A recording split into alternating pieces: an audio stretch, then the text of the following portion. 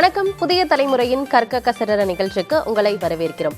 +2 முடிச்சுட்டு அடுத்தது என்ன பண்ணலாம், என்ன படிக்கலாம் அப்படின்னு இப்போ வரைக்கும் யோசிச்சுட்டு இருக்க மாணவர்களுக்காக தான் இந்த சிறப்பு நிகழ்ச்சி. மாணவர்கள் உயர்கல்வி தொடர்பான உங்களுடைய சந்தேகங்களை திரையில் தெரியும் நம்பருக்கு கால் பண்ணி கேட்கலாம். உங்களுடைய சந்தேகங்களுக்கு விளக்கம் அளிப்பதற்காக மூத்த பத்திரிகையாளர், கல்வியாளர் திரு பொன் தனசேகரன் நம்ம கூட அரங்கத்தில் இணைஞ்சிருக்காங்க. சார் வணக்கம். சார், மோஸ்ட்லி 12th முடிச்சதுக்கு அப்புறமா எல்லாரும் காமனாக எடுக்கிற சில கோர்சஸ், இன்ஜினியரிங், மெடிக்கல், இல்லைனா ஆர்ட்ஸ் அண்ட் சயின்ஸில் காமர்ஸ், பிஎஸ்சி கோர்சஸ், இந்த மாதிரியான படிப்புகளை தான் அதிகமான மாணவர்கள் தேர்வு செய்கிறாங்க. ஆனால் நிறைய புது கோர்சஸும் இருக்குது. எக்ஸாம்பிளுக்கு ஃபுட் டெக்னாலஜி, இது போன்ற படிப்புகளையுமே நிறைய மாணவர்கள் தேர்வு செய்கிறது கிடையாது.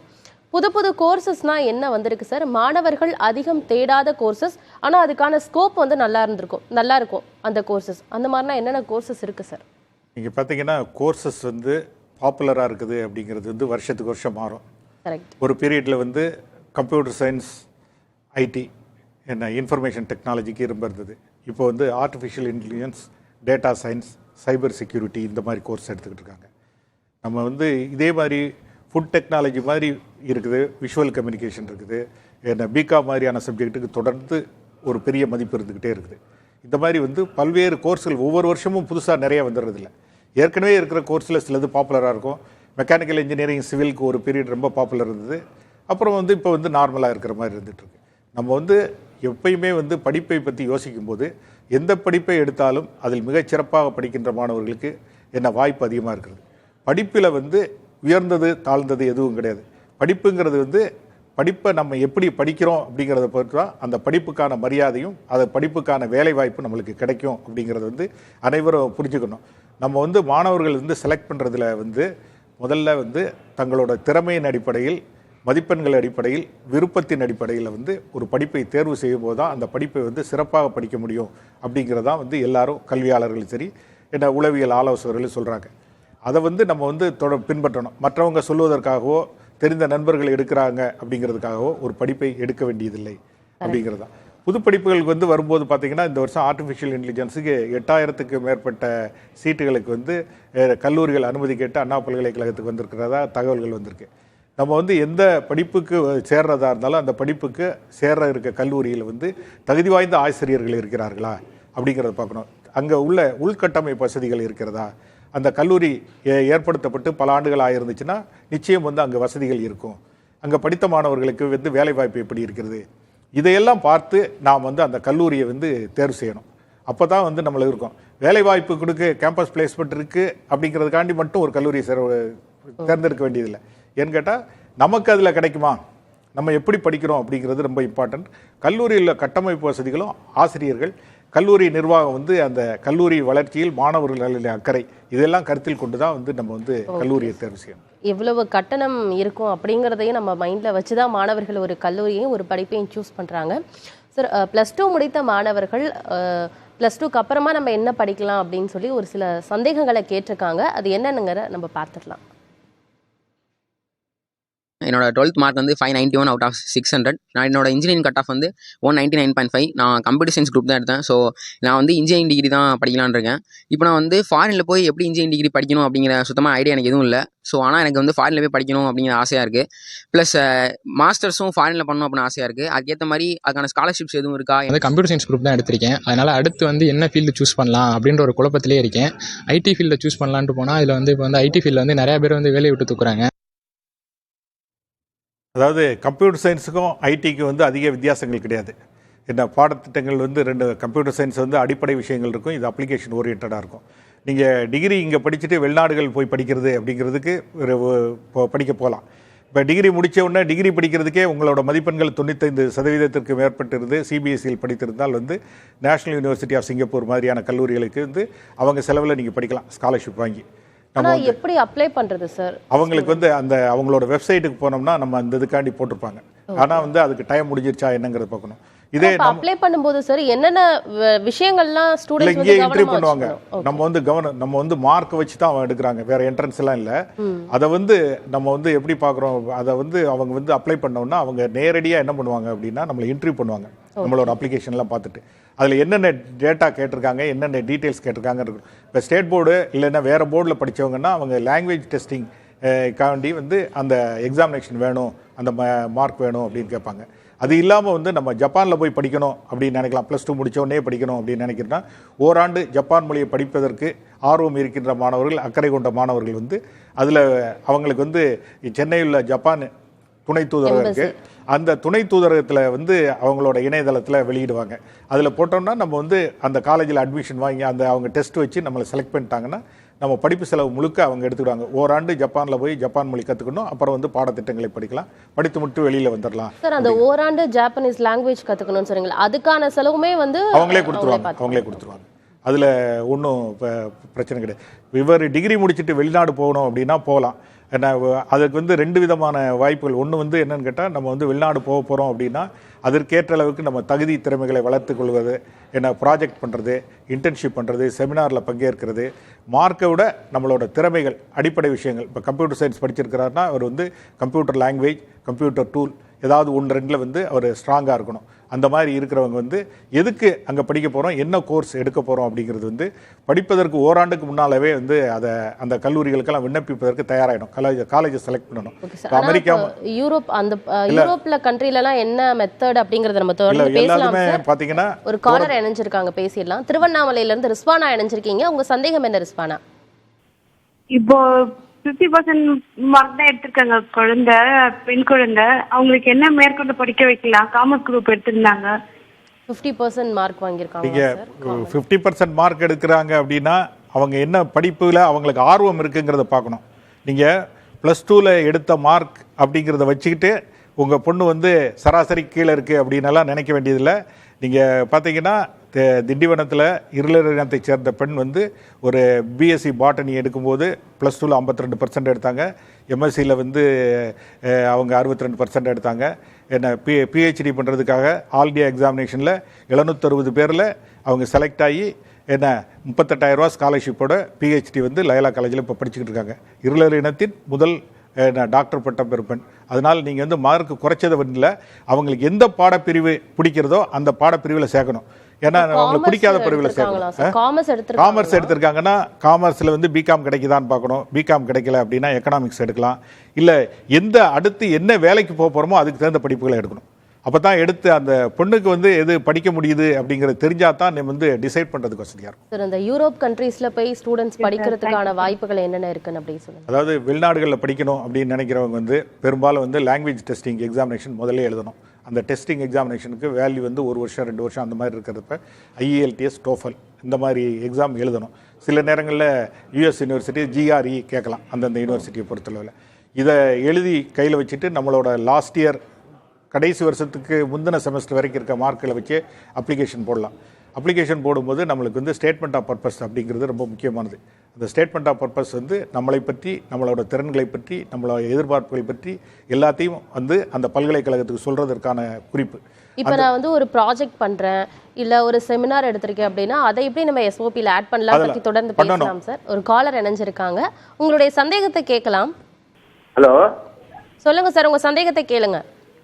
இல்ல மேடம், என் பேர் நான் சென்னையிலிருந்து பேசுறேன். சரி. ஆமா, இல்ல என் பையன் வந்து இந்த சயின்ஸ் குரூப்ல 82% எடுத்துக்கிறாப்ல. இன்ஜினியரிங் எடுத்திருக்காங்களா சார்? இன்ஜினியரிங் எடுக்கலங்க, இப்போ எதுல போடலாம்னு சொல்லி ஐடியாவே இல்லாம இருக்கிறான் பையன். அதனால தான் கேட்கலாம்னு சொல்லி. சார் உங்களுடைய கேள்வியை மீண்டும் ஒரு முறை தெளிவா கேளுங்க சார். மேடம் அவன் வந்து பயாலஜி எடுத்திருக்காப்ல, கெமிஸ்ட்ரி, பிசிக்ஸ், மேத்ஸ். பட் 82% எடுத்திருக்கான். சரி சார், அவங்க பயாலஜி குரூப் எடுத்திருக்காங்க சார். அவங்க பையன் ஒரு 80% கிட்ட மார்க் வாங்கியிருக்காங்க. அடுத்தது என்ன படிக்க வைக்கலாங்கிறது அவரோட சந்தேகம்னு நினைக்கிறேன். ஒன்று வந்து என்னென்னா 2 வகையில் இருக்குது. பயாலஜி, ஃபிசிக்ஸ், கெமிஸ்ட்ரி, மேத்தமெட்டிக்ஸ் இருக்கிறதுனால ஒன்று வந்து இன்ஜினியரிங் சைடோ சயின்ஸ் சைடோ போகலாம். இல்லை அப்படின்னா பயாலஜி சைடில் போகணும் அப்படின்னா மார்க் 80% இருக்குன்னா எம்பிபிஎஸ்க்கு மாதிரி எம்பிபிஎஸ், பிடிஎஸ் இந்த மாதிரி மருத்துவ படிப்புகளில் சேரணும் அப்படின்னு நினச்சோம்னா நீட் எழுதணும். அப்படி இல்லைன்னா மெடிக்கல் டெக்னாலஜி இல்லை அது சம்மந்தமாக ரிலேட்டடாக நிறைய 20-25 கோர்ஸ் இருக்குது, அதில் சேரலாம். மருத்துவம் தொடர்பான இல்லை அக்ரிகல்ச்சரில் சேரலாம், இல்லை ஃபிஷரிஸில் சேரலாம். அதே மாதிரி வந்து பிபிஎஸ்சி மாதிரி வந்து கால்நடை மருத்துவத்தில் படிப்புகளில் சேரலாம். அப்படி இல்லை அப்படின்னா நம்ம வந்து கலை அறிவியல் கல்லூரிகளில் அறிவியல் படிப்புகளில் சேரலாம். இல்லை இந்த இதெல்லாம் விட்டுட்டு வேறு இது மாதிரி இன்னும் கொஞ்சம் வேலைவாய்ப்பு தரக்கூடிய படிப்புகள் இந்த மாதிரி இது வித்தியாசமாக போகணும் அப்படின்னு நினச்சோம் அப்படின்னா விஷுவல் கம்யூனிகேஷன் படிப்பில் சேரலாம். அவருக்கு டிராயிங் ஸ்கில்ஸ் எல்லாம் இருந்துச்சுன்னா நம்ம பெயிண்டிங் இது கவின்கலை கல்லூரி இருக்குது. கவின்கலை கல்லூரியில் பல்வேறு படிப்புகள் இருக்குது. என்ன அதே மாதிரி வந்து திரைப்படத்துறையில் ஆர்வம் இருக்குன்னா அந்த மாதிரி படிப்புகளில் சேரலாம். இப்போ நீங்கள் எந்த படிப்பில் சேரணுங்கிறது வந்து பையன்கிட்ட வந்து கன்சல்ட் பண்ணணும். அடுத்து என்ன வேலைக்கு போகணும் அப்படிங்கிறத பொறுத்து அதற்கேற்ற படிப்புகளை எடுத்தீங்கன்னா தான் அந்த படிப்பில் வந்து நீங்கள் வந்து சரியான பாதையில் போகிறதுக்கு ஒரு படிப்பு அப்படின்னு ஒரு படிப்போடு நின்ற வேண்டியதில் ஒன்றோ ரெண்டோ நம்ம எடுத்து வச்சுக்கிட்டோம்னா அடுத்ததில் போகலாம். ஏற்கனவே 80% மார்க் எடுத்திருக்கிறாரு அப்படிங்கிறீங்க. இதில் இன்ஜினியரிங் கட் ஆஃப் மார்க் இருக்குன்னா இன்ஜினியரிங் காலேஜில் போட்டால் இடம் கிடைக்கும்.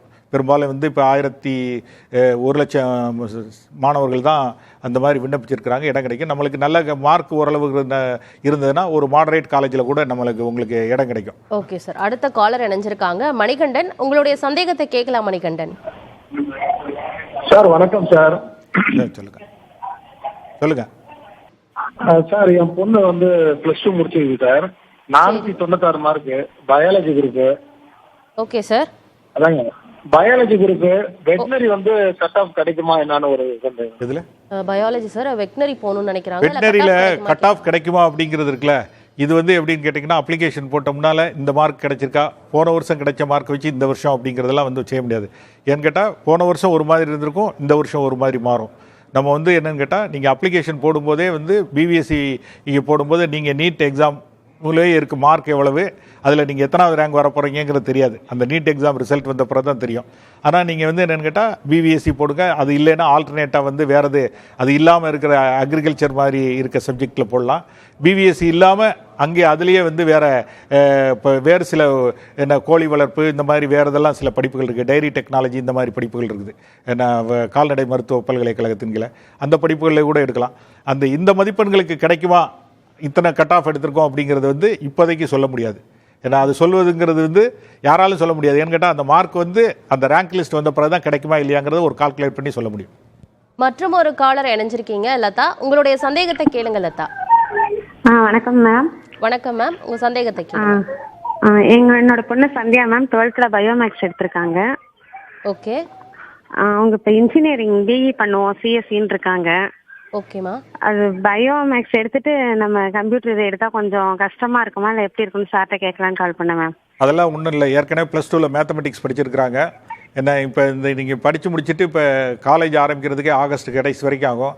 அதுக்கு இடையில் வந்து நீங்கள் +2 நடந்த கம்ப்யூட்டர் சயின்ஸுக்கு வந்து ஏதாவது ஷார்ட் டேர்ம் கோர்ஸ் எல்லாம் கற்றுக்கிட்டிங்கனாலும் போதும். அப்படி இல்லைன்னா கூட அது ஒன்றும் பெருசாக பிரச்சனையாக இருக்காது.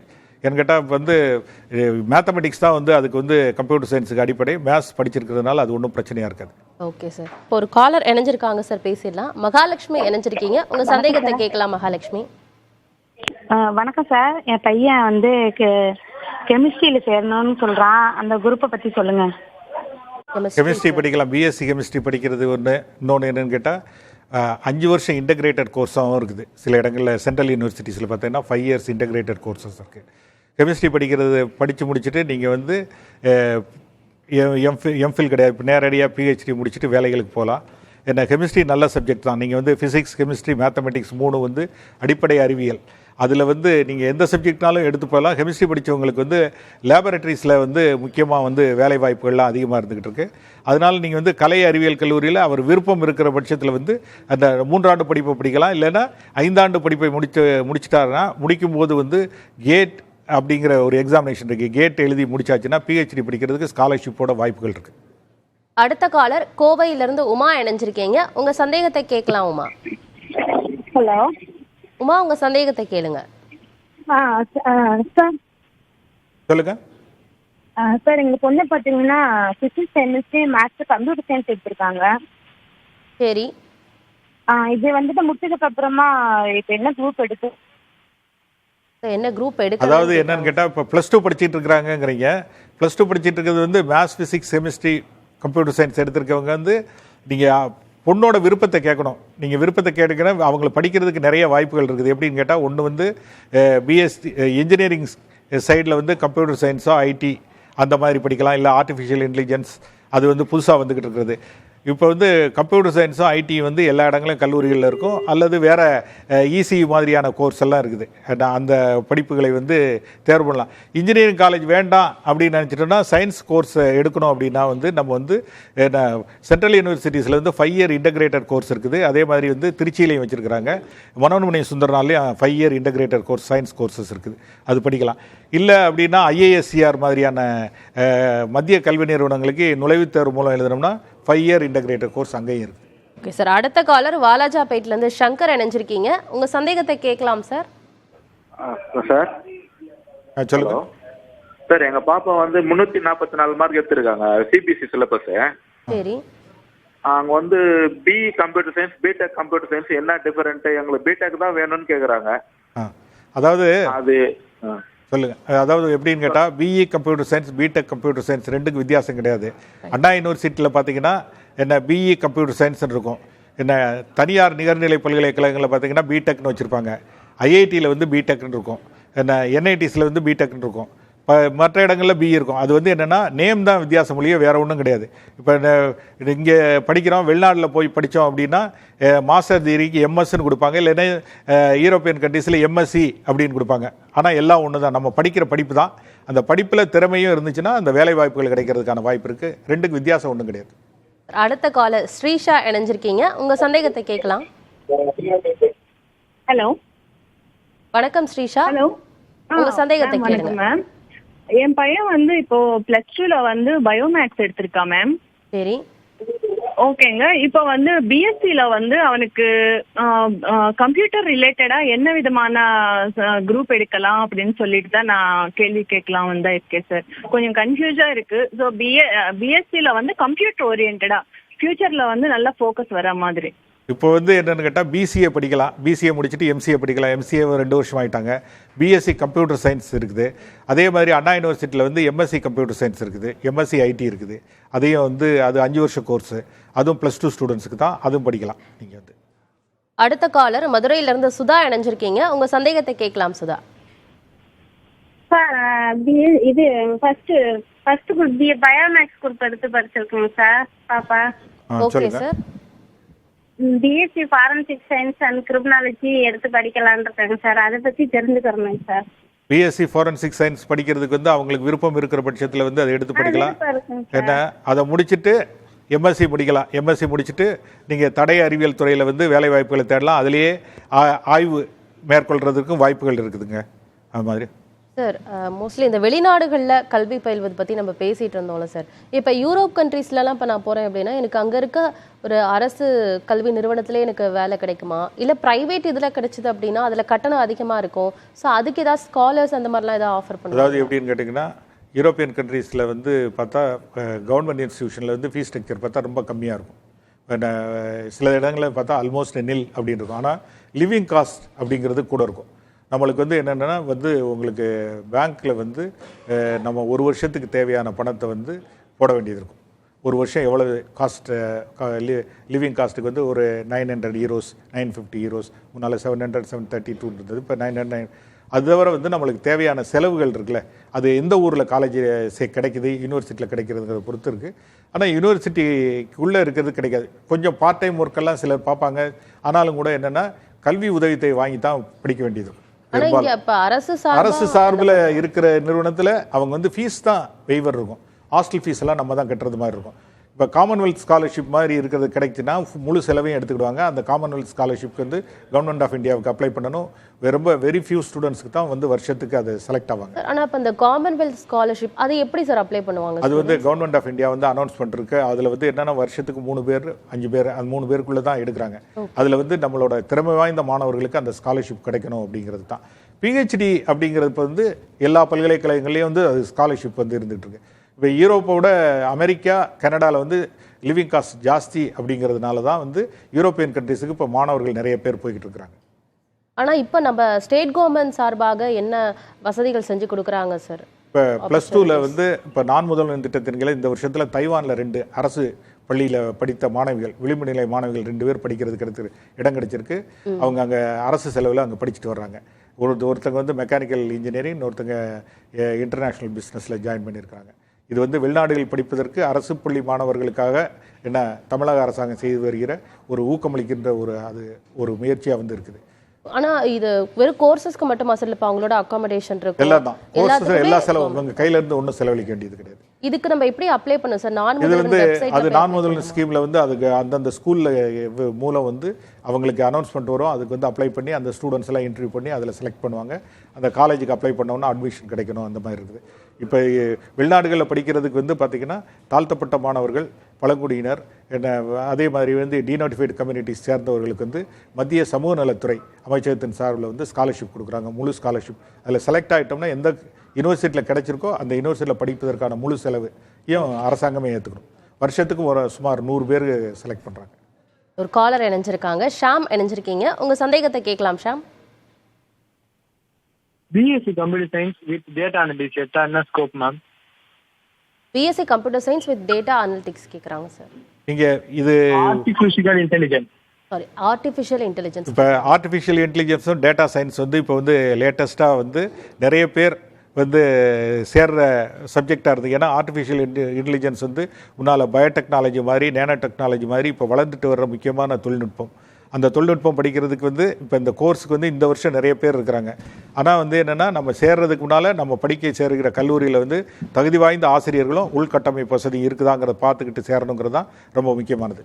+2 முடித்த மாணவர்கள் அடுத்தது என்ன படிக்கலாம், குறிப்பாக வெளிநாடுகளில் என்னென்ன படிப்புகளை இலவசமாக பயில முடியும், அதற்கான ஆப்பர்ச்சுனிட்டிஸ் எப்படி இருக்குது, எப்படி மாணவர்கள் போய் அதை அப்ளை பண்ணி அதை வாங்கணும் அப்படிங்கிற பல்வேறு தகவல்களை நீங்கள் பகிர்ந்து கொண்டீங்க சார். மாணவர்களுடைய சந்தேகங்களுக்கும் விளக்கம் கொடுத்தீங்க. நன்றி சார். நன்றி, வணக்கம். மற்றொரு நிகழ்ச்சியில் சந்திக்கலாம். இணைந்திருங்கள் புதிய தலைமுறையோடு.